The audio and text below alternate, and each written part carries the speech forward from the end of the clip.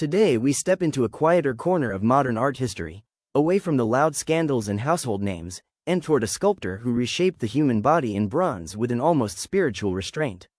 His name is Georg Kolby. If you walk through major European sculpture collections, you might have seen his work without fully realizing it: elongated figures, standing alone, often nude, but never theatrical in the way many earlier traditions of nude sculpture tend to be. Kolby wasn't interested in exaggeration or mythological drama. Instead, he was searching for something more fragile and modern: the quiet tension of a body existing in space. Born in 1877 in Germany, Kolby initially studied painting, not sculpture. That early training matters, because even when he turned fully to three-dimensional work, his sense of composition remained painterly. He thought in silhouettes, in balance, in negative space.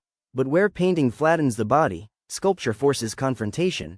You can walk around it, see its weaknesses, its weight, its posture from every angle. Kolby leaned into that reality.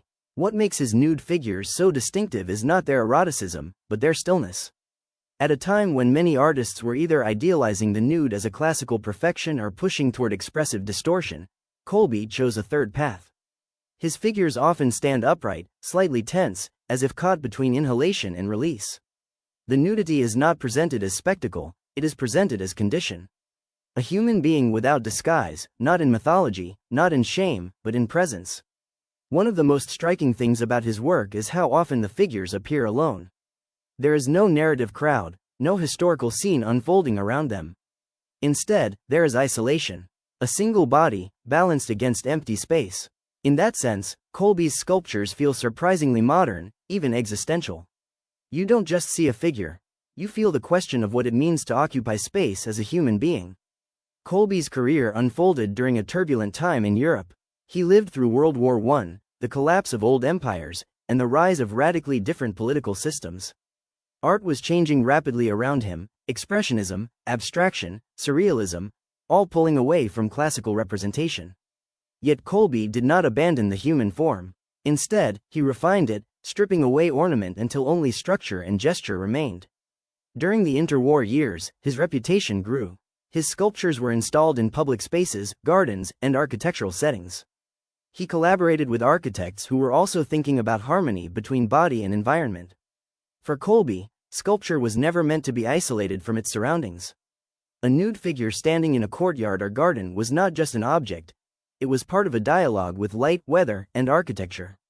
But like many artists working in Germany during the 1930s and 1940s, his legacy is complicated by history.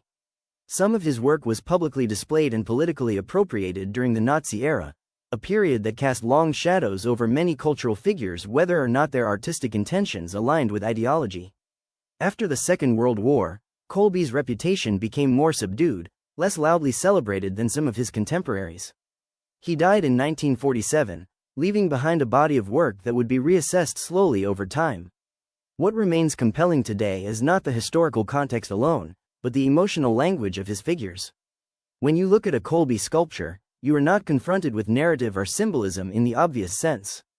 Instead, you are asked to observe posture: the slight tilt of a head, the tension in a calf, the way weight is distributed through one foot rather than evenly grounded. In many ways, his nudes are not about the body as object, but the body as awareness. They suggest thought without showing thought. They suggest emotion without dramatizing it. That restraint is what makes them linger in memory. There is also something deeply contemporary about this approach. In a world saturated with images of the body, idealized, filtered, commercialized, Kolby's figures feel almost radical in their simplicity. They do not ask for attention through shock or perfection. They simply exist, quietly, in bronze. And perhaps that is why his work still matters. Not because it tries to impress, but because it refuses to overstate itself.